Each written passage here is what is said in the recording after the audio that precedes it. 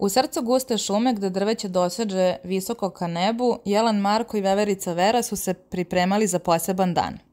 Sunčevi zraci su prodirali kroz krošnje, stvarajući mnoštvo svetlih tačaka na tlu. U senci hrastovog stabla Marko je stajao sa osmehom na licu, držeći u svojim rogovima poklon prelepo upakovan u šareni papir.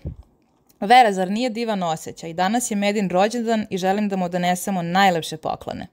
Vera je skakotala oko Marka, čeprkajući po lišću i šarenoj travi.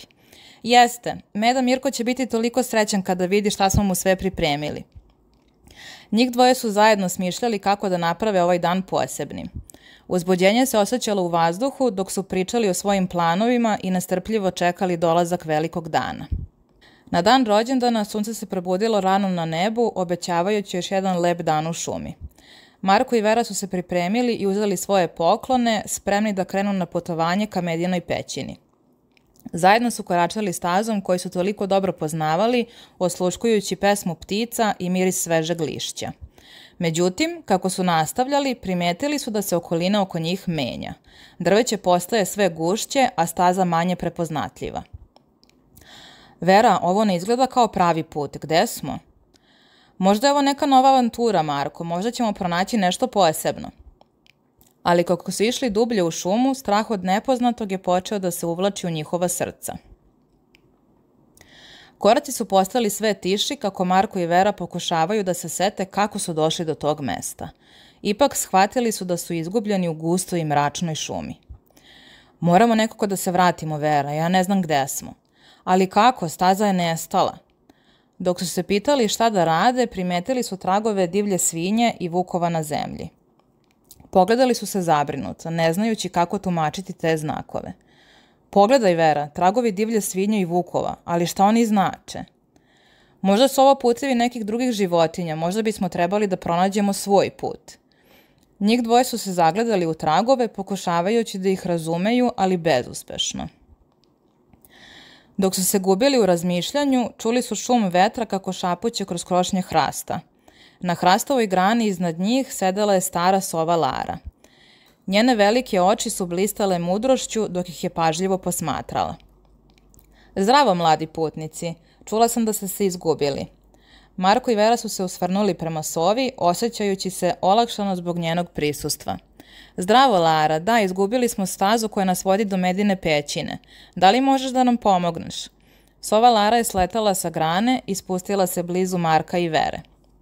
Naravno da mogu. Pratite tragove lišća. Lišće uvek pokazuje put. Marko i Vera su se usvrnuli oko sebe i primetili da se lišće različitih boja i oblika proteže po zemlji. To je tako jednostavno. Hvala, Lara. Pa šta čekamo? Hajde da nađemo tragove lišća.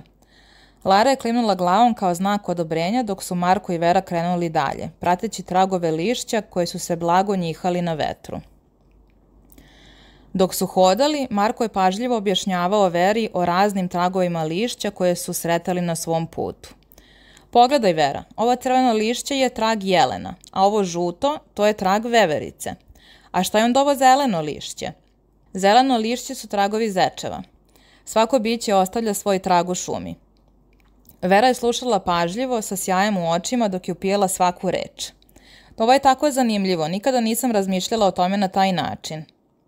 Kako su hodali, njihova avantura je postala prava lekcija o prirodi oko njih.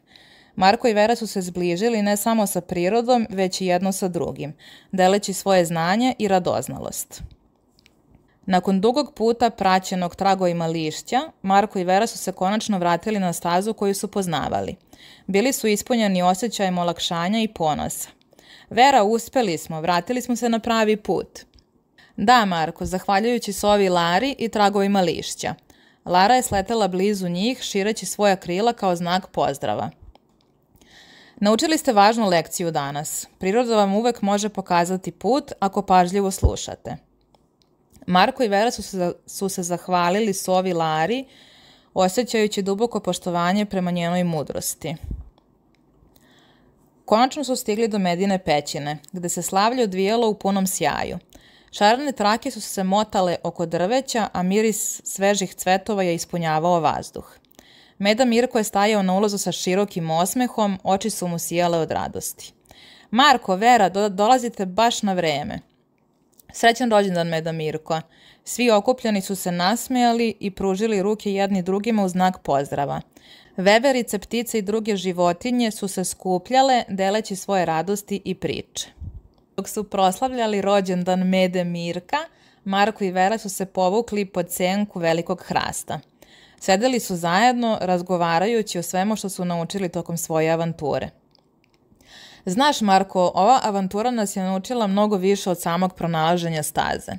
Da, Vera, naučili smo da priroda ima svoje tajne koje čeka da budu otkrivene. Vera je pogledala Marka sa osmehom. Hvala što si bio uz mene tokom cele ove avanture, Marko. Bez tebe ne bih znala šta da radim. Ništa ne bih uradio drugačije, Vera. Zajedno smo uspeli i naučili smo toliko. Dok je sunce zalazilo, šuma se obavijala mekom svetlošću. Marko i Vera su sedeli ispod hrasta, znajući da će ova avantura ostati urezana u njihovim srcima kao dragocena uspomena.